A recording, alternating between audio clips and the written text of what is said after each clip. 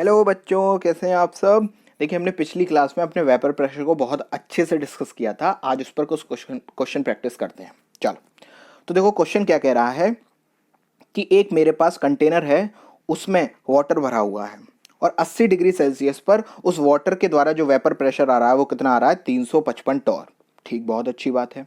और एक मेरे पास दूसरा वेसल है, कितने का, 100 ml का। ठीक है, उस 100 ml के प्रेशर मतलब वो वेसल में मेरे पास वाटर भरा हुआ है और कुछ मैंने ऊपर से सैचुरेटेड ऑक्सीजन उसमें मिला दी। ठीक, 80 डिग्री सेल्सियस है मेरा टेम्परेचर, मतलब सेम है। ठीक है, और उस टेम्परेचर पर जो मेरा टोटल गैस का प्रेशर आ रहा है वो कितना आ रहा है, 760 टॉर। ठीक, तो अब इतनी वैल्यू से मुझे क्या पता चला कि जो मेरा पी ऑफ वाटर है वो कितना दे रखा है, 355। ठीक है, और जो टोटल पी है वो कितना दे रखा है, 760। ठीक, तो अगर मुझे पी ऑफ O2 निकालना हो तो कैसे निकालूंगा, 760 में से मैं कितना माइनस कर दूंगा, 355। ठीक है, तो पी ऑफ O2 आ जाएगा। पी ऑफ O2 कितना आ जाएगा मेरे पास, 405 टॉर। ठीक है, चलो इतना समझ में आ गया। आगे क्या बोल रहा है, अब मैंने अपने 100 ml में जितना भी मालधार भरा हुआ था उन सबको उठाया और एक 50 ml के वेसल में पटक दिया। ठीक, अब मुझे उस 50 ml के वेसल में रिजल्टेंट प्रेशर बता दो। O2 का अलग बता दो, पानी का अलग बता दो और टोटल प्रेशर अलग बता दो। ठीक है, तो वीडियो को पॉज करो और खुद निकालो। चलो, तो अब सबसे पहले तो क्या बात दिमाग में आई कि पहले वॉल्यूम मेरा ज्यादा था और बाद में मेरा क्या हो गया, कम। और कितना कम हुआ, आधा हो गया। ठीक है, तो अगर वॉल्यूम आधा हुआ तो प्रेशर क्या हो गया होगा, डबल। ठीक है, तो P ऑफ O2 कितना है, 405, तो कितना हो गया होगा, 810। ठीक है, और P ऑफ वाटर कितना है, 355, तो कितना हो गया होगा, 710। ठीक, बहुत अच्छी बात है। लेकिन हमने क्या किया, एक गलती कर दी। क्या, कि हम पिछली क्लास को भूल गए। कौन सी, कि मैंने आपको चीख चीख कर बोला था कि ऑन वाटर वेपर प्रेशर हम कभी भी आइडियल गैस लॉस को नहीं लगाएंगे। तो क्या मतलब हुआ कि P ऑफ O2 तो डबल होगा, 810 हो जाएगा, लेकिन P ऑफ H2O मेरा उतना का उतना ही रहेगा। किसमें, 50 ml के वेसल की बात हो रही है। तो रिजल्टेंट प्रेशर कितना हो गया, इन दोनों का सम, वो कितना आएगा, 1165। तो इसमें यही बस एक गलती हो सकती थी, क्या, कि कहीं आप P ऑफ H2O को डबल ना कर दो। ये जो छोटी छोटी बातें होती है ना, ये हम कभी कभार इग्नोर कर देते हैं कि अरे इसका क्या न्यूमेरिकल में यूज आएगा। बट आईआईटी बहुत चालू है, वो कुछ भी कर सकता है। ठीक है ना, तो एक एक पॉइंट को अच्छे से समझना है और उसको अप्लाई करना है। चलो, नेक्स्ट क्वेश्चन देखो, 2019 का है। क्या कह रहा है, आपके पास 4 गैसेस आपको दे रखी हैं और उनकी KH वैल्यूज दे रखी हैं और हमें बताना है कि ये जो 4 प्लॉट बने हुए हैं इनमें से कौन सा सही है। तो वीडियो को पॉज करो और खुद सॉल्व करो। हम लोग करते हैं, चलो सॉल्व। तो सबसे पहले तो हेनरीज लॉ को देखते हैं। क्या कहता है हेनरीज लॉ, कि P directly proportional to X। X किसका है मेरे पास, गैस का। ठीक है, क्या क्वेश्चन में मुझे ग्राफ में एक्स एक्सिस पर जो मोल फ्रैक्शन दिए हैं वो गैस के दिए हैं, बिल्कुल नहीं, वो मोल फ्रैक्शन वाटर के दिए हैं। अगर आपने गलती से क्वेश्चन को नहीं पढ़ा था और आपने सॉल्व करके फिर से वीडियो देखी है तो हो सकता है आपका आंसर C आ गया हो, अगर आपने गैस के थ्रू निकाला हो, जो कि गलत है। तो हमें क्या दे रखा है, हमें मोल फ्रैक्शन दे रखे हैं सॉल्वेंट के। तो सबसे पहले तो हम सॉल्वेंट के मोल फ्रैक्शन निकालेंगे। कैसे आएंगे, P is directly proportional to 1 minus x of solvent. X of gas को मैं क्या लिख सकता हूं, 1 minus x of solvent, because x of gas plus x of solvent is equal to 1। सभी टोटल मोल फ्रैक्शन का सम कितना होता है, 1 होता है। ठीक है, तो अब मेरी ये दोनों एक्सप्रेशन बिल्कुल सेम है। मैंने एक्स ऑफ गैस की जगह क्या लिख दिया, 1 माइनस एक्स ऑफ सॉल्वेंट। ठीक, बहुत अच्छी बात है। प्रोपोर्शनलिटी हटाऊंगा, क्या आएगा, KH।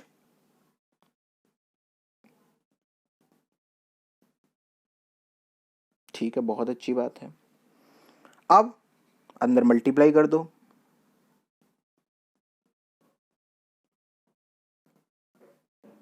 ठीक है, बहुत अच्छी बात है। तो अब ये मेरे पास एक इक्वेशन बन गई जिसके मुझे ग्राफ्स दिए गए हैं।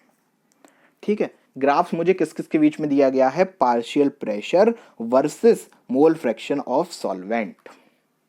ठीक, तो अब इस इक्वेशन से मुझे क्या पता चल रहा है कि जो मेरा स्लोप है वो क्या आ रहा है, नेगेटिव। ठीक, तो अगर आप सी और डी ऑप्शन देखेंगे तो वो आपके वैसे ही कैंसिल हो जाएंगे। क्यों? क्योंकि उनमें क्या है, स्लोप मेरा पॉजिटिव है। तो 2 ऑप्शन गए, ठीक है, बहुत अच्छी बात है। अब बचे 2 ऑप्शन, ठीक।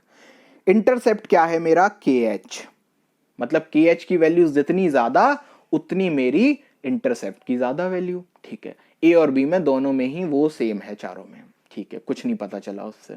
लेकिन एक बात पता चल रही है कि के एच वैल्यू जो डब्ल्यू की है ना, वो है 0.5, मतलब कि बहुत बहुत बहुत कम है ना, बहुत बहुत बहुत कम, मतलब उसका स्लोप भी बहुत बहुत बहुत कम डिक्रीज होगा। जरा देखो,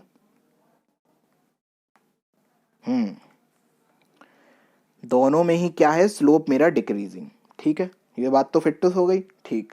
दोनों में ही क्या है, मेरा जेड का जो के एच है, मतलब इंटरसेप्ट है, वो ज्यादा है और डब्ल्यू का कम है, ठीक है, इससे भी कुछ नहीं पता चला। लेकिन एक बात जो डिफरेंशिएट कर रही है क्या, कि डब्ल्यू का स्लोप लगभग लगभग कांस्टेंट सा है ना, लेकिन इधर डब्ल्यू का स्लोप बहुत ज्यादा नेगेटिव है।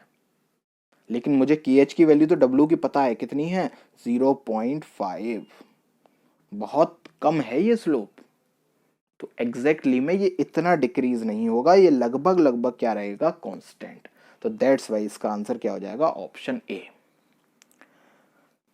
कठिनाई क्या थी इस क्वेश्चन में, इस क्वेश्चन में कठिनाई ये थी कि अगर आपने एक्स एक्सिस पर लिखा हुआ मोल फ्रैक्शन सॉल्वेंट का नहीं देखा और उस इक्वेशन को लगा दिया तो आपका ऑप्शन सी आ जाता, जो कि पाप था, ठीक है ना। तो बस अगर क्वेश्चन पढ़ने में और देखने में गलती की होगी तो ही ये क्वेश्चन कठिन था, वरना इस क्वेश्चन में कुछ नहीं था।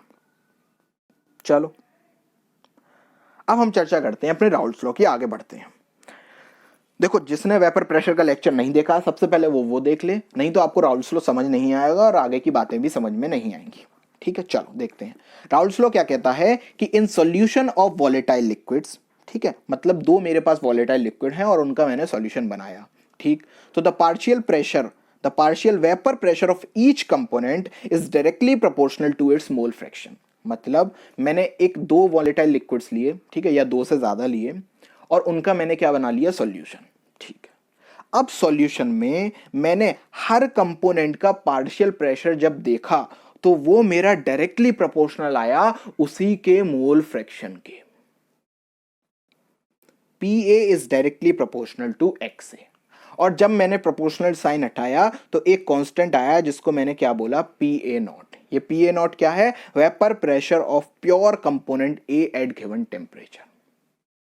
कुछ समझ नहीं आया, चलिए अब समझ लेते हैं इस बात को, ये पूरा राउल्स लॉ कहता क्या है।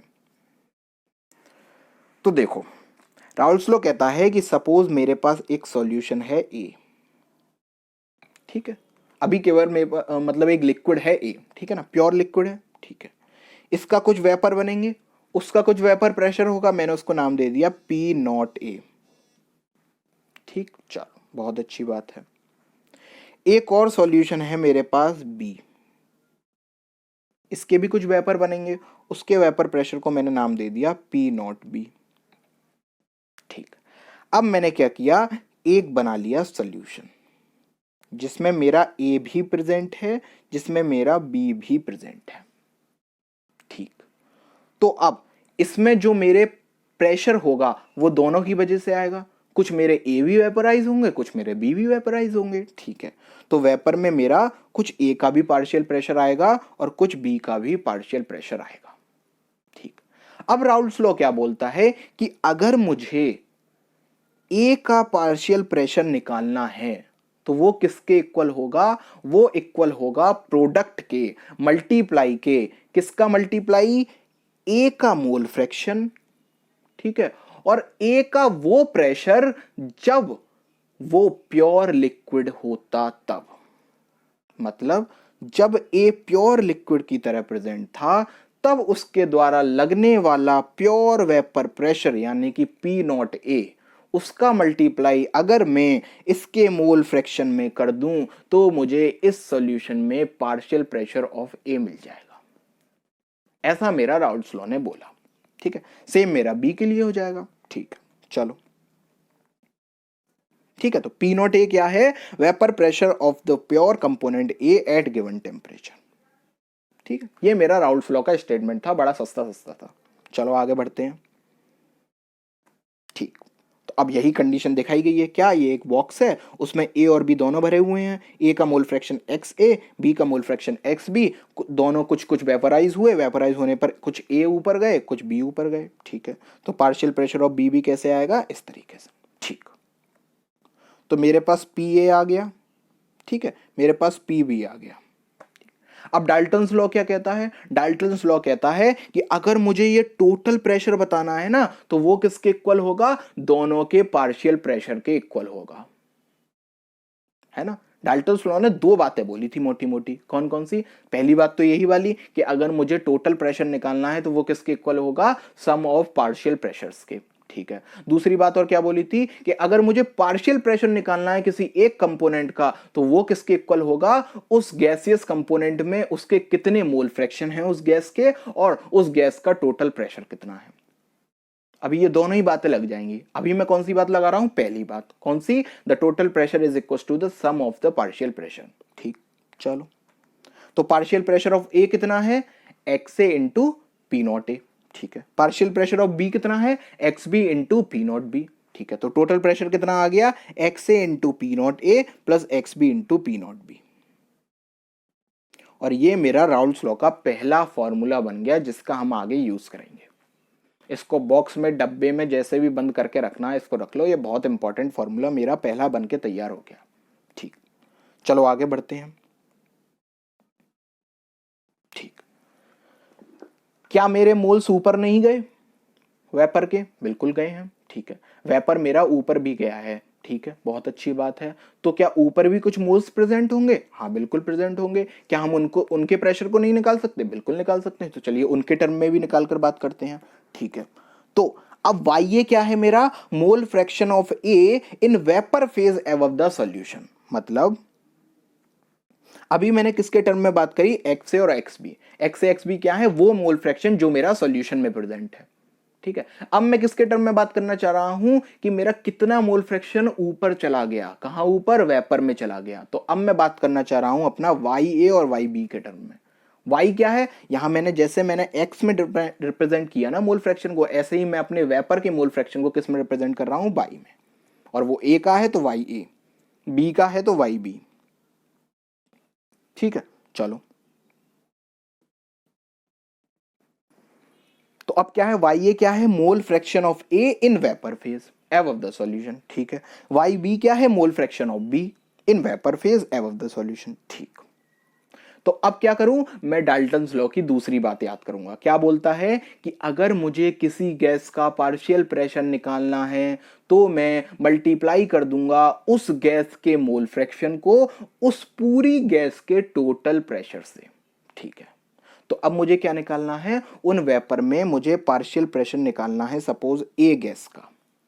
ठीक, तो मैं उसको मल्टीप्लाई कर दूंगा किससे, उस गैस के मोल फ्रैक्शन से जो कि क्या है, वाई ए, और उस पूरी गैस के टोटल प्रेशर से। ठीक, बहुत अच्छी बात है। लेकिन मेरा राउल्स लॉ क्या कहता है, राउल्स लॉ कहता है कि अगर मुझे उसका क्या निकालना है, पार्शियल प्रेशर, तो मैं किससे इंटू करूंगा, उसके मोल फ्रैक्शन जो सॉल्यूशन में प्रेजेंट है और उसका प्योर वेपर प्रेशर। इतनी बात समझ में आ गई। मतलब अकॉर्डिंग टू डाल्टन लॉ पीए की वैल्यू ये है, अकॉर्डिंग टू राउल्स लॉ पीए की वैल्यू ये है। इन दोनों को बहुत अच्छे से समझ लेना। ठीक, अब A is equal to B and A is equal to C, then obviously V is equal to C. तो वही करा है आगे। क्या किया, सबसे पहले पीए की वैल्यू डाल्टन्स लॉ के अकॉर्डिंग, राउल्स लॉ के अकॉर्डिंग, उसके बाद डाल्टन्स लॉ के अकॉर्डिंग। ठीक है, तो अब मैं क्या करूंगा, अगर मुझे यहां से इन दोनों को मैं क्या कर सकता हूं, इक्वल। ये क्या है मेरा पीए की वैल्यू डाल्टन्स लॉ के अकॉर्डिंग, ये क्या है मेरी राउल्स लॉ के अकॉर्डिंग। मैंने इन दोनों को क्या कर दिया, इक्वल। अब क्या होगा, अब मैं यहां से बहुत सारी चीजें निकाल सकता हूं। जैसे अगर मुझे यहां से वाई ए की वैल्यू निकालनी हो तो कैसे निकालूंगा, y A is equal to x A P not A upon y A. इन फॉर्मूले को अलग लिख लो, सॉरी पीटी। कहां से निकाली, इस वाली जगह से। मतलब अगर मुझसे कोई कह दे कि मैंने आपको एक्स ए बता दिया, मैंने आपको पी नॉट ए बता दिया, मैंने आपको पी टी बता दिया, अब मैंने आपसे कह दी ये सॉल्यूशन है और इसमें से कुछ वेपर में मेरे वाई ए के मतलब कुछ ए के मेरे मोल फ्रैक्शंस वेपर में भी हैं और उनकी मुझे वैल्यू बता दो, तो क्या बता दोगे? हाँ बिल्कुल बता दूंगा, मुझे तीनों चीजें पता है। ठीक है, तो वाई ए की वैल्यू यहां से आ जाएगी। ठीक, बहुत अच्छी बात है। ऐसे ही मैं वाई बी की वैल्यू भी निकाल लूंगा। कैसे? X B into P not b upon p t. ठीक, तो ये तो आ गई मेरी y a upon y b की वैल्यू। ठीक है, चलो अगर मैं यहां से एक्स ए की वैल्यू निकालूं तो वो कितनी आएगी? Y a p t upon p not a. ठीक, अगर मैं एक्स बी की वैल्यू निकालूं तो वो कितनी आएगी? Y b p t upon p not be. ठीक है, और मैं जानता हूं x a plus x b क्या होगा? 1, तो ये दोनों का प्लस भी क्या होगा? 1। ठीक, यहां से मैं पीटी को क्या ले आया? नीचे डिनोमिनेटर में, और ये मेरा एक एक्सप्रेशन बनकर तैयार हो गया। मेन बात क्या थी? ये पूरा डेरिवेशन था फालतू का। ठीक है, और यहां से मुझे कुछ फॉर्मूलेस पता चल गए। कौन कौन से? पहला तो मुझे वाई ए वाई बी कैसे निकलेंगे ये पता चल गया, मुझे एक्स ए एक्स बी कैसे निकलेंगे ये भी पता चल गया, और मुझे एक नया फॉर्मूला भी मिल गया जो कि बहुत इंपॉर्टेंट है। मतलब अगर मैंने आपसे कह दिया कि कोई एक प्योर लिक्विड है, ठीक है, और उसमें ए का मतलब उसका वेपर प्रेशर है कुछ फलाना, ठीक है, और कुछ एक प्योर बी लिक्विड है उसका वेपर प्रेशर है ढिकाना, ठीक है, और मैंने आपको टोटल प्रेशर भी बता दिया और मैंने आपसे कह दिया कि सॉल्यूशन में मुझे मोल फ्रैक्शन बता दो ए के वेपराइज्ड फॉर्म में, तो कौन सा फॉर्मूला लगेगा? ये वाला फॉर्मूला। ठीक, बहुत अच्छी बात है। अब जैसे x a plus x B मतलब सॉल्यूशन में प्रेजेंट होने वाले सभी मोल फ्रैक्शंस का सम कितना होता है? 1 के बराबर। ऐसे ही वेपर्स में प्रेजेंट होने वाले सभी मोल फ्रैक्शन का सम कितना होता है? 1 के बराबर। मतलब y a plus y b is equal to कितना होगा? 1। तो कल को अगर मैं कहूं आपसे कि मेरे पास वाई वी की वैल्यू है ही नहीं, मुझे तो वाई ए की वैल्यू पता है बस, तो मैं क्या कर सकता हूं? यहां पर वाई वी की जगह 1 माइनस वाई ए भी पुट कर सकता हूं। ठीक, तो ये दो फॉर्मूले मेरे पास बनकर तैयार हो गए। पहला एक पीछे पड़ा, एक ये पड़ा। दोनों ही फॉर्मूले बहुत बहुत बहुत ज्यादा इंपॉर्टेंट हैं। मेन मेरे यही दो फॉर्मूले लगेंगे और मेरे सारे न्यूमेरिकल्स हो जाएंगे, और भर भर कर न्यूमेरिकल आए हैं इनसे। अब मुझे बात करनी है ग्राफिकल रिप्रेजेंटेशन की। चलो, तो सबसे पहले इनका ग्राफ्स देखते हैं कैसे बनेंगे। ठीक, बहुत अच्छी बात है। तो अब मुझे क्या क्या पता है पहले मैं ये देख लेता हूं। मुझे पी ए की वैल्यू पता है, एक्स से P not a Raoult's law से। मुझे पी बी की वैल्यू पता है, मुझे टोटल प्रेशर पता है। ठीक है, अब मैंने क्या किया, इसमें एक्स बी की जगह क्या रख दिया? 1 माइनस एक्स ए। ठीक, और इससे मैंने क्या निकाला? इसको सॉल्व करके निकाला, तो मेरा क्या बन गया? एक एक्सप्रेशन ये। ठीक है, और अब मैं इसके थ्रू एक ग्राफ बनाने जा रहा हूं। तो चलो देखते हैं वो ग्राफ कैसे बनेगा। ठीक है, सबसे पहले इसको देखो। अगर मैं इस इक्वेशन में क्या कर दूं? एक्स वी की वैल्यू कर दूं 0, तो पी टी की वैल्यू किसके बराबर आ जाएगी? पी नॉट ए के, क्योंकि ये पूरा क्या हो जाएगा? 0। ठीक, अगर मैं एक्स बी की वैल्यू कर दूं 1, तो पी टी की वैल्यू क्या आ जाएगी? पी नॉट ए से पी नॉट ए कैंसिल हो जाएगा और क्या आ जाएगी? P not be. ठीक है, तो अब मुझे इससे क्या पता चला? मैंने अभी जो बात बोली, मैंने क्या बोला? जब एक्स बी की वैल्यू है 0, मतलब मेरा बी का कोई मोल फ्रैक्शन ही नहीं है, मतलब मेरे पास प्योर ए प्रेजेंट है इस समय। ठीक है, तो पीटी की वैल्यू कितनी आ रही है? P not a. तो यार ऑब्वियस सी बात है ना, जब मेरे पास केवल ए ही लिक्विड प्रेजेंट है तो उसका प्रेशर भी तो केवल ए का ही होगा। ठीक, दूसरी बात मैंने क्या बोली कि जब मेरे पास एक्स ए की वैल्यू एक्स बी की वैल्यू कितनी है? 1, मतलब एक्स ए मेरे पास प्रेजेंट नहीं है, और उस समय बीटी की वैल्यू कितनी आ रही है? P not be. तो ऑब्वियस सी बात है जब प्योर बी प्रेजेंट है तो उससे होने वाला वेपर प्रेशर भी किसका होगा? प्योर बी का ही होगा। तो बस इसी कॉन्सेप्ट के बेस्ड पर हम क्या बनाएंगे? अपना ग्राफ। और चलिए ग्राफ को देखते हैं।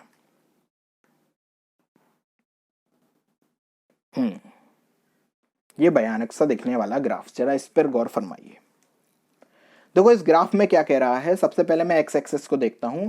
एक्स एक्सिस पर मैंने नीचे क्या लिख रखा है? यहां पर मेरे मोल फ्रैक्शन ए के 0 हैं और बी के 1 हैं, मतलब इस समय मेरा केवल बी प्रेजेंट है। ठीक है, तो इस समय अगर मेरा केवल बी प्रेजेंट है तो उससे प्रोड्यूस होने वाला वेपर प्रेशर भी क्या होगा? केवल बी का होगा। इसीलिए मैंने क्या लिख दिया? P not be. ठीक, बहुत अच्छी बात है। राइट साइड पर क्या लिखा हुआ है, जैसे जैसे हम आगे बढ़े तो क्या हुआ, मैंने इसमें ए के मोल्स बढ़ाने लगा और बी के मोल्स कम करने लगा, और एक समय ऐसा आया कि बी के मोल्स मैंने 0 कर दिए और ए के मोल्स मैंने 1 कर दिया। मतलब अब मेरा प्योर ए प्रेजेंट है। प्योर ए प्रेजेंट है तो उससे प्रोड्यूस होने वाला वेपर प्रेशर भी किसका होगा, प्योर ए का। तो मैंने यहां पर क्या लिख दिया, पी नॉट ए। अभी जैसे जैसे मैं ग्राफ बनवाता चला जा रहा हूं वैसे ही वैसे पढ़ते जाओ। ग्राफ को स्टडी करना आना चाहिए आपको, ठीक है ना। बुक बना हुआ तो आपको बुक में भी मिल जाएगा, बट वो ग्राफ मुझसे क्या कहना चाह रहा है मुझे ये समझ में आना चाहिए, ठीक है। तो अभी मुझे इतनी बात पता चली कि जब x ए 0 था एक्स बी 1 था तो मतलब मुझे प्योर b है मेरे पास। जब x ए 1 है एक्स बी 0 है तो मतलब मेरे पास प्योर a प्रेजेंट है। ठीक, बहुत अच्छी बात है। ठीक है, अब मैंने आपसे क्या बोला कि जैसे जैसे मैं राइट की ओर चलता जा रहा हूं, ठीक है, क्या होता जा रहा है, मेरे पास बी के मोल्स कम होते जा रहे हैं और ए के मोल्स बढ़ते जा रहे हैं। कहां पर, सॉल्यूशन में।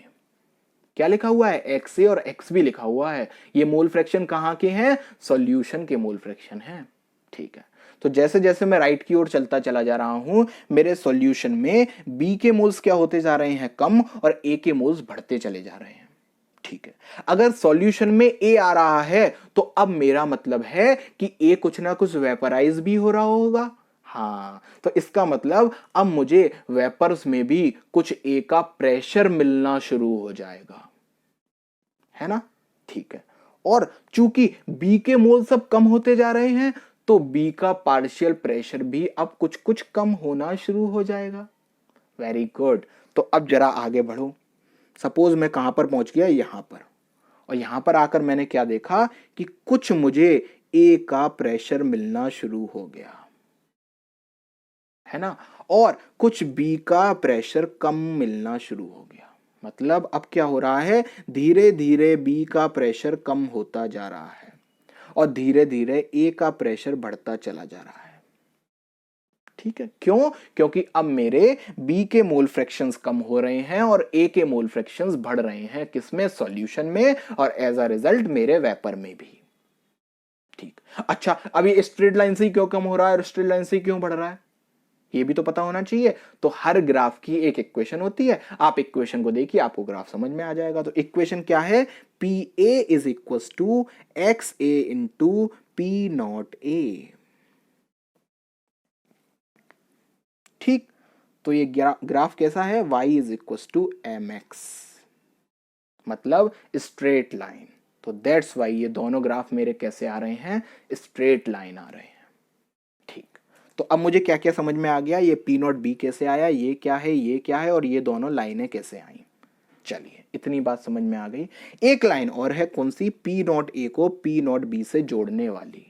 ये लाइन मेरी क्या बता रही है, उस पर्टिकुलर टाइम पर पी टोटल। ठीक है, मतलब जब मेरा यहां पर कुछ मोल फ्रैक्शन प्रेजेंट है तो उस समय ए का पार्शियल प्रेशर कुछ आ रहा है, बी का पार्शियल प्रेशर कुछ आ रहा है, तो उस समय पर दोनों का सम कितना होगा वो मुझे ये लाइन यहां पर इस जगह बताएगी। ठीक, अच्छा, क्या कहना चाह रहे हो कि सपोज अगर मैं इस पॉइंट को नाम दे दूं ओ ए बी और सी, तो मैं ये कहना चाह रहा हूं कि ओ ए प्लस ओ बी देगा मुझे ओ सी। ये ओ ए क्या है, partial pressure of B at particular temperature. O B क्या है, partial pressure of A at particular temperature. और ओ सी क्या है, टोटल प्रेशर। तो एक तरीके से ये वो वाला एक्सप्रेशन ही लिखा हुआ है, कौन सा, total pressure is equal to sum of partial pressures, है ना। तो हो सकता है वो आपको ग्राफ में यहां पर वैल्यू दे दे 5, यहां पर वैल्यू दे दे 10। अब आप ढूंढते फिरो, भाई मुझे तो पार्शियल प्रेशर ही नहीं दिए, मैं टोटल प्रेशर कैसे निकालूं। अरे भाई वही दे रखे हैं। ठीक है, चलो, तो ये मेरा ये पूरा ग्राफ स्टडी मैंने करवाया आपको, और ये ग्राफ बहुत इंपॉर्टेंट है। ठीक है ना, इस ग्राफ को जितनी जितनी मैंने बातें बोली ना, कायदा बनता है आप उनको कॉपी पर हिंदी में वैसे ही नोट कर लो, क्योंकि 4 दिन बाद भूल जाओगे, फिर तो केवल ग्राफ दिख रहा होगा, बार बार वीडियो कब तक देखोगे, तो इसलिए कॉपी में लिख लो। चलो आगे बढ़ते हैं। ठीक, अब मैंने अभी जो प्रेशर देखा था, मैंने जो ग्राफ देखा था, वो किसके टर्म में था? एक्स ए और एक्स बी के टर्म में। ठीक है, वाई और वाई बी ने क्या गुना कर दिया? क्या मैं उनके टर्म में ग्राफ नहीं बनाऊंगा? बिल्कुल बनाऊंगा। तो हर ग्राफ की क्या होती है? एक इक्वेशन। तो सबसे पहले इक्वेशन पर चलेंगे, उसके बाद हम उसका ग्राफ प्लॉट कर पाएंगे। तो चलिए पहले इक्वेशन पर चलते हैं। तो इक्वेशन में मेरे पास क्या आ रहा था? 1/pt is equal to y a upon p not a plus y b upon p not b, है ना। और मैंने आपको क्या बताया था? अगर मुझे वाई बी नहीं पता तो मैं इसको क्या लिख सकता हूँ? 1 माइनस वाई ए। ठीक है, because sum of all mole fraction is equal to 1। ठीक, बहुत अच्छी बात है। तो यहां से अगर मैं पीटी की वैल्यू निकालूंगा तो वो क्या आएगी? ये। ठीक है, आप निकाल कर देख लेना। ठीक, अब मैंने जो ग्राफ बनाया है वो किसके बीच में बनाया है? पार्शियल प्रेशर वर्सेस मोल फ्रैक्शन के टर्म में। क्या इसमें रिलेशन मोल फ्रैक्शन कौन सा है? मोल फ्रैक्शन मैं यहां पर वाई ए के टर्म में डिफाइन करना चाह रहा हूं। ठीक है, यहां पर तो मैंने एक्स ए का ही मोल फ्रैक्शन लिखा हुआ है, लेकिन अब मैं आपसे बात किसकी करना चाह रहा हूं? इस वाले ग्राफ की। ये तो ये ऐसा कर्व बना हुआ क्यों आया है? बिकॉज अब मेरे पास जो रिलेशन है वो कैसा है? वो मेरे पास स्ट्रेट लाइन नहीं है। देख लीजिए, वाई ए वर्सेस पीटी में ये कोई स्ट्रेट लाइन रिलेशन नहीं है। ये अब मेरे पास रिलेशन चेंज हो चुका है। और जब मैंने इस रिलेशन को अपने कंप्यूटर में फिट किया और वहां पर मैंने वैल्यूज उसको इनपुट दिया, तो मेरे पास ग्राफ कुछ इस तरीके का बनकर आया। ठीक है, क्या हमें इस ग्राफ को भी स्टडी करना आना चाहिए? बिल्कुल। तो चलिए इस ग्राफ की स्टडी करते हैं। कोई एक पॉइंट पकड़ लो। चलो मैंने पकड़ लिया। देखो, सबसे पहले तो एक बात समझो कि मैंने बोला है पी ए नॉट ज्यादा है, पी बी नॉट कम है। इसका मतलब क्या है? कि ए का पार्शियल प्रेशर ज्यादा है मतलब ए मेरा ज्यादा वॉलेटाइल है। वॉलेटाइल नॉन वॉलेटाइल की बात मैं पिछले लेक्चर में कर चुका हूं। ठीक है ना। ए मेरा ज्यादा वॉलेटाइल है, तभी उसका वेपर प्रेशर क्या आ रहा है? ज्यादा। ज्यादा वॉलेटाइल होने का मतलब क्या है? उसकी टेंडेंसी वेपर में जाने की क्या है? ज्यादा। अच्छा, टेंडेंसी ज्यादा है वेपर में जाने की, इसका मतलब अच्छा उसके बीच में मॉलिक्यूलर फोर्सेस कम रहे होंगे, इसका मतलब। हाँ, तो क्या उसका बॉइलिंग पॉइंट भी कम रहा होगा? बिल्कुल। मतलब मैंने कितनी बातें पता लगा ली। मैंने आपसे क्या बोला कि ए का पार्शियल प्रेशर ज्यादा है, मतलब ए मेरा ज्यादा वॉलेटाइल है, मतलब ए के बीच में इंटरमोलिकुलर फोर्सेस कम है, मतलब ए का बॉइलिंग पॉइंट भी कम है। ठीक, बहुत अच्छी बात है। मतलब हर समय चाहे मेरा मतलब लिक्विड्स कितना भी प्रेजेंट हो, उनमें वेपर में अगर मैं देखूंगा तो मुझे ए के मोल्स हमेशा ज्यादा मिलेंगे। क्यों? क्योंकि ए की ज्यादा टेंडेंसी है ज्यादा जाने की वेपर में, तो ए के मोल्स हमेशा मेरे ज्यादा होंगे। ठीक है, इतनी बात पता चल गई, बहुत अच्छी बात है। चलिए अब अपने ग्राफ पर आते हैं। तो स्ट्रेट लाइन वाली चीज तो मुझे पता है, ठीक है ना, पिछले ग्राफ में मैंने देख ली। अब ये जो कर्व बनना है, जरा इसको देखते हैं। अब ये कर्व मुझे क्या बताता है कि सपोज मैंने एक कोई मोल फ्रैक्शन बोल दिया कि सपोज इस समय, ठीक है, यहां पर एक्स ए कुछ होगा, एक्स बी कुछ होगा। ठीक, बहुत अच्छी बात है।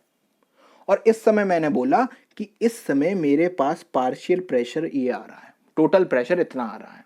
ठीक है, अब मुझे जानना है कि इस समय मेरे पास वेपर में कितनी कंपोजिशन है। ठीक, तो अब ये मैं कैसे पता लगाऊंगा? इसी को मैं बोलता हूं स्टीम डिस्टिलेशन की प्रोसेस, फ्रैक्शनल डिस्टिलेशन। आगे हम पढ़ेंगे उसको। मैं यहां से हॉरिजॉन्टली चलूंगा, ठीक, और इस ग्राफ पर जहां पर भी कट हो रहा होगा उस मोल फ्रैक्शन को देखूंगा, और वो मोल फ्रैक्शन मुझे वैल्यू दे देगा किसकी? वाई ए और वाई बी की। नहीं समझ आया मैं क्या बोलना चाह रहा हूं? कि x पर मैंने कोई मोल फ्रैक्शन बोला कि सपोज यहां पर मेरा मोल फ्रैक्शन a के थे 5 और b के थे 10। अरे ये कैसे हो सकता है? मोल फ्रैक्शन तो 1 से छोटे होते हैं, है ना। तो a के कितने थे? 0.5 और b के कितने थे? 0.2 सपोज। ठीक है, या उल्टा कर लो, a के कितने थे? 0.2 और b के कितने थे? 0.8। ठीक है, बहुत अच्छी बात है।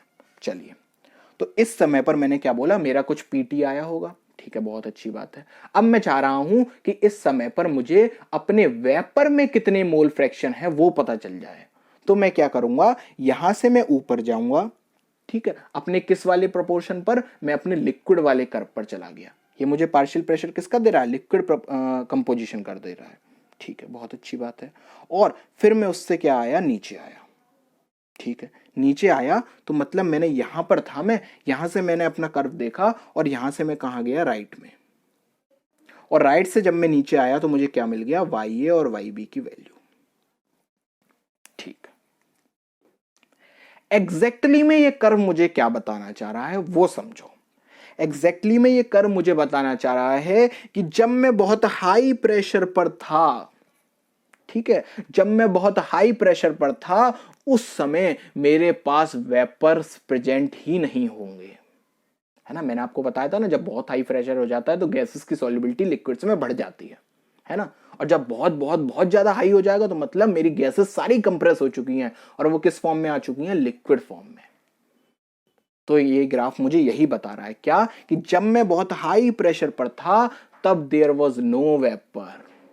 ठीक, फिर क्या हुआ, मैंने अपने प्रेशर को कम करना शुरू किया और एक पॉइंट आया जब मैं अपने कहां पर पहुंच गया, बबल पॉइंट कर्व पर पहुंच गया। इसका नाम बबल पॉइंट कर्व क्यों है, क्योंकि इस समय पर मुझे अपने वेपर का पहला बबल बनता हुआ दिखाई दिया।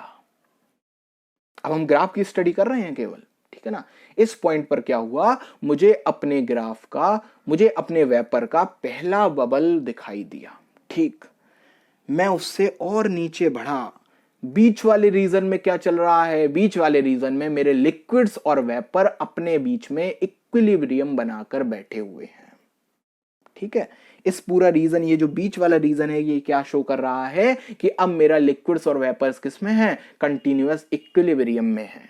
ठीक है, मैंने क्या किया, मैंने अपने प्रेशर को और कम करता चला गया। क्या हुआ, ये मेरी लाइन कहां पर पहुंच गई, ड्यू पॉइंट पर या वेपर कर्व पर। मतलब अब इस समय पर मेरी लिक्विड की लास्ट ड्रॉप बची हुई है। मतलब अब मेरा पूरा सॉल्यूशन उड़ चुका है, वो वेपर फॉर्म में जा चुका है और एक लास्ट ड्रॉप मेरी लिक्विड की बची हुई है।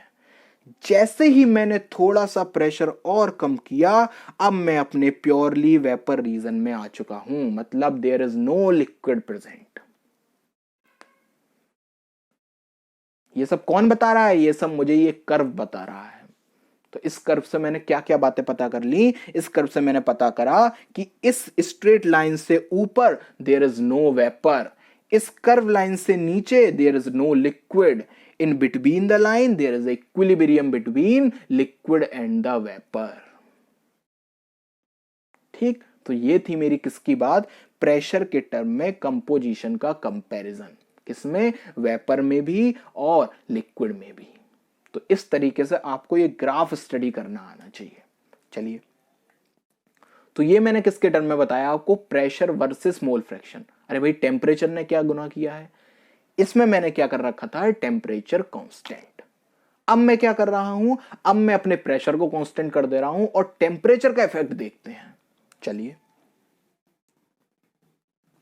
तो टेम्परेचर का ग्राफ आता है कुछ इस तरीके से। हाँ, जरा गौर से देखो, इसमें वेपर की लाइन ऊपर पहुंच चुकी है और लिक्विड की लाइन नीचे आ चुकी है।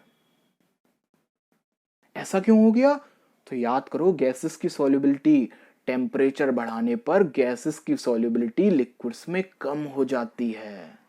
मतलब टेम्परेचर बढ़ाने पर मेरे पास मोर वेपर्स प्रेजेंट होंगे। और ये ग्राफ भी तो यही दिखा रहा है क्या, कि जैसे जैसे मैंने टेम्परेचर बढ़ाया मुझे वेपर मिलना ज्यादा शुरू हो गए। तो चलिए इस ग्राफ को भी स्टडी करते हैं। ये ग्राफ क्या कह रहा है कि चलो मैं नीचे से शुरू करता हूं। मैंने क्या किया, पहले मेरा टेम्परेचर बहुत कम था, बहुत बहुत ज्यादा कम, और उस समय पर क्या था, केवल मेरे पास लिक्विड ही लिक्विड प्रेजेंट होगा। ठीक, मैंने अपने टेम्परेचर को बढ़ाना शुरू किया और एक टाइम ऐसा आया जब मेरे वेपर की पहली बूंद बनना शुरू हुई, मेरे वेपर का पहला बबल बनना शुरू हुआ। ठीक, मैं अपने टेम्परेचर को बढ़ाता चला गया और बिटवीन द रीजन क्या चल रहा है, अब लिक्विड और वेपर में इक्विलिब्रियम शुरू हो गया, है ना। दोनों इक्विलिब्रियम में हैं। मेरा धीरे धीरे वेपर की संख्या बढ़ती जा रही है और लिक्विड की कम होती जा रही है। ठीक है, मैं माना नहीं, मैंने टेम्परेचर को और बढ़ाया और मैं इस लाइन पर पहुंचा। इस लाइन पर क्या हुआ, मेरे वेपर की लास्ट बबल बचा हुआ है। सॉरी, मेरे लिक्विड का लास्ट बबल बचा हुआ है और मेरा पूरा वेपर बन चुका है। ठीक, मैं तो अभी भी नहीं माना, मैंने टेम्परेचर को थोड़ा सा और बढ़ाया और ये क्या हुआ, सारा लिक्विड गायब हो चुका है। अब मेरे पास क्या प्रेजेंट है, केवल वेपर प्रेजेंट है। तो अगर आपसे कोई पूछे कि टेम्परेचर वर्सेस कंपोजिशन कर्व में एबव ड्यू पॉइंट क्या मिलता है, तो above dew point there is totally vapours, है ना। Below bubble point there is totally liquid. ठीक, और बिटवीन में इक्विलिब्रियम चलता है। ठीक है, तो इस तरीके से आपको ये कर्व्स स्टडी करना आने चाहिए, ठीक है ना, जो कि बहुत इंपॉर्टेंट है। चलिए, तो अब it's time for question practice. तो चलिए देखते हैं 2019 मेंस का क्वेश्चन। ठीक है, 19 मेंस का क्वेश्चन क्या कह रहा है, मेरे पास दो मुझे लिक्विड दिए गए हैं, लिक्विड एम और लिक्विड एन। ठीक है, क्या कह रहा है, वो एक आइडियल सॉल्यूशन बना रहे हैं, क्या होता है मुझे नहीं मालूम। ठीक है ना, चलिए आगे बढ़ते हैं। The vapour pressure of pure liquids M and N are इतना इतना, और मुझे ये चार ऑप्शन दिए गए हैं, मुझे इनमें कंपैरिजन करना है। तो चलो, तो जरा इस क्वेश्चन को अगर आप ध्यान से देखेंगे तो आपको पता चलेगा कि मुझे एन का वेपर प्रेशर ज्यादा दिया है।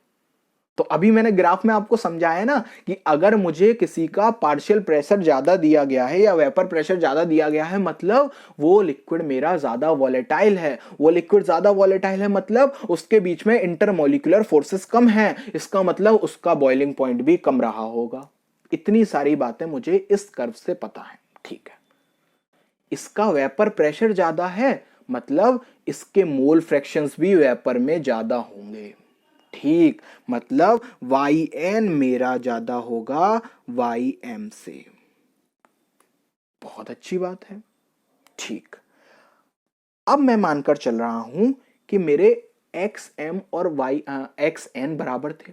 ठीक है ना, और उसमें से मेरे n के मोल्स ज्यादा वेपर में जा चुके हैं, मतलब लिक्विड में n के मोल्स अब कम बचे हुए हैं, है ना। और m के मोल्स वेपर में कम गए हैं, मतलब लिक्विड में m के मोल्स अब ज्यादा बचे हुए हैं। तो इसका मतलब xm is greater than xn। ये मुझे केवल दो प्रेशर की वैल्यूज दी गई थी और ये मैंने इतनी बात पता लगा ली। ठीक है, अब मुझे एक बात बताओ, 3 is greater than 1 and 6 is greater than 5। तो अगर मैं इन दोनों इक्वेशन को इनटू करूं तो क्या होगा, 18 इज ग्रेटर देन 5 आएगा। कोई दोहराई तो नहीं, 3 into 5 is greater than 5 into 1। ठीक है, तो सेम मैं यही बताना चाह रहा हूं। क्या कर रहा हूं मैं, अब इन दोनों इक्वेशन को क्या कर दे रहा हूं, मल्टीप्लाई। तो क्या हो जाएगा, xm into yn is greater than xn into ym।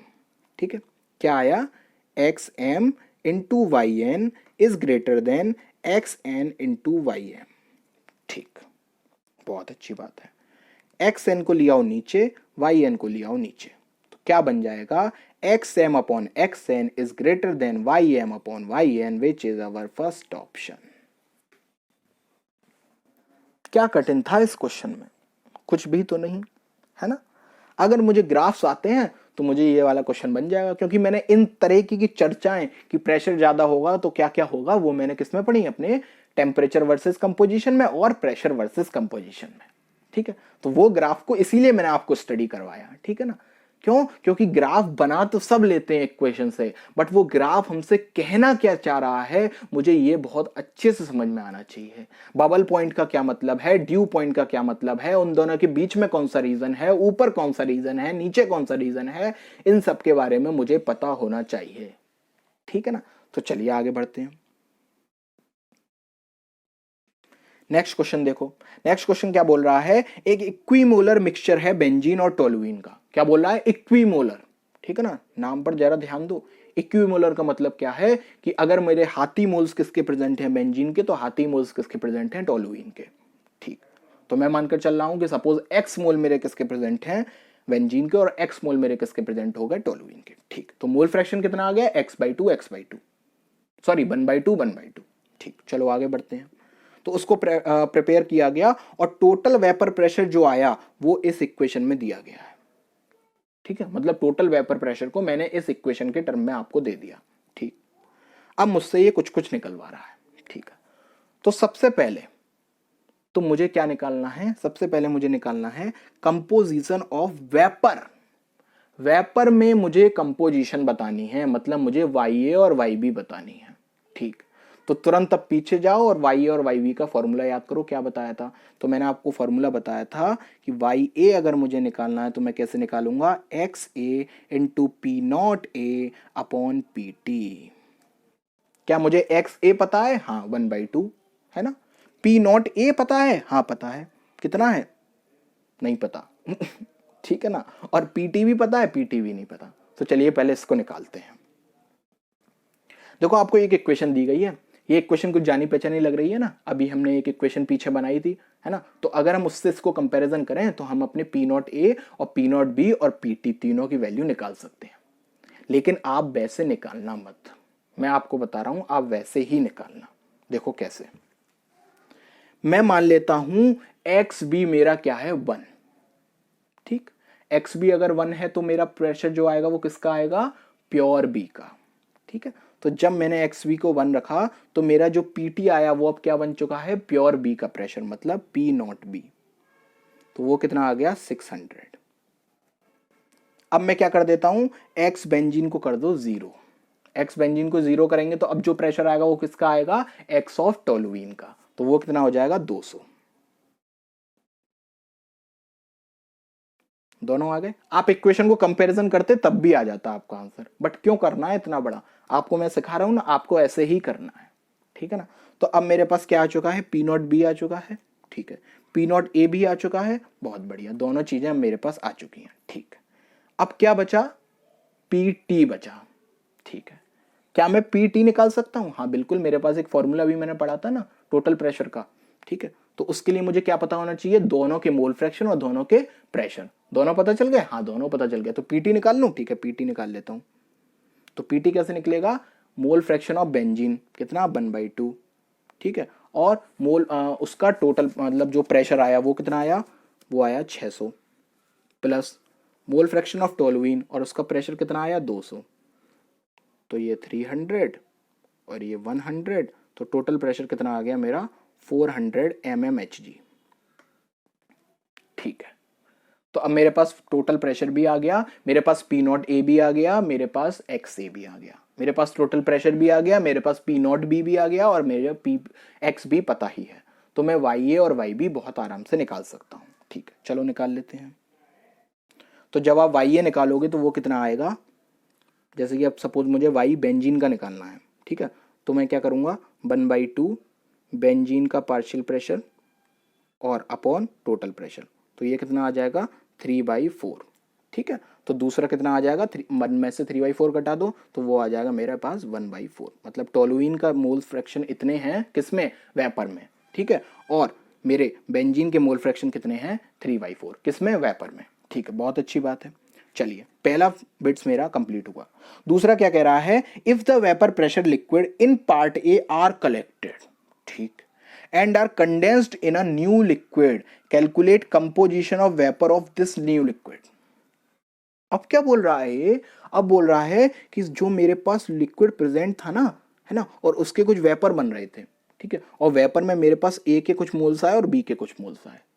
ठीक है, वो बोल रहा है अब मैंने इन सारे वेपर को इकट्ठा किया और एक दूसरे कंटेनर में कंडेंस कर दिया, और अब मुझे इस जो मैंने कंडेंस किया है उस लिक्विड में टोटल प्रेशर बता दो। टोटल प्रेशर ही पूछ रहा है ना, कंपोजिशन बता दो इसमें। ठीक है, तो अब एक बात बताओ मुझे कि जब मैंने इन वेपर्स को द्वारा से कंडेंस किया होगा तो जो मोल्स वेपर में रहे होंगे वही मोल्स तो मेरे लिक्विड में आए होंगे यार, है ना। मतलब अगर मैं बोलूं कि मेरे पास वाई ए और वाई बी प्रेजेंट हैं, वाई ए सपोज 5 है और वाई बी मेरे पास 5 है, दोनों 5-5 है, नहीं 4 मान लो, वाई ए 4 है और वाई बी 6 है। ठीक है, अब मैंने वाई ए को कंडेंस किया तो क्या कंडेंस करते करते 2 मोल्स कहीं गायब हो जाएंगे क्या, बिल्कुल नहीं यार। वाई ए जो होगा वो सिंपली मेरे 4 मोल्स ही क्या होगा, सॉल्यूशन में चेंज हो जाएगा। बहुत अच्छी बात है। तो जो मेरे वाई ए वाई बी यहां प्रेजेंट थे अब वो मेरे इस सॉल्यूशन में आकर एक्स ए और एक्स बी बन जाएंगे। ठीक, और अब मुझे बताना क्या है, इसके वेपर में वाई ए वाई बी बताने हैं, किसके, इस वाले सॉल्यूशन के। तो अब मुझे x से x भी पता है, मुझे P not A P not be पता है, और टोटल प्रेशर मैं निकाल लूंगा। और फिर से मैं किस फॉर्मूले से 1/pt is equal to y a upon p not a plus y b upon p not b से क्या निकाल लूंगा, वाई ए और वाई बी की वैल्यू। ठीक है, तो ये आपका होमवर्क, ये आप खुद निकालना, कैलकुलेशन वाला पार्ट है। मैं आपको आंसर बता दे रहा हूँ, वाई ए की वैल्यू आएगी 9/10 और वाई बी की वैल्यू आएगी 1/10, है ना। तो राउल्स लॉ बस इतना ही था, ठीक है ना। मेन चीज क्या क्या थी राउल्स लॉ में वो समझते हैं। राउल्स लॉ में मेन चीज थी मेरे दो फॉर्मूले, कौन कौन से, p t is equal to x A P not a plus x b p not be.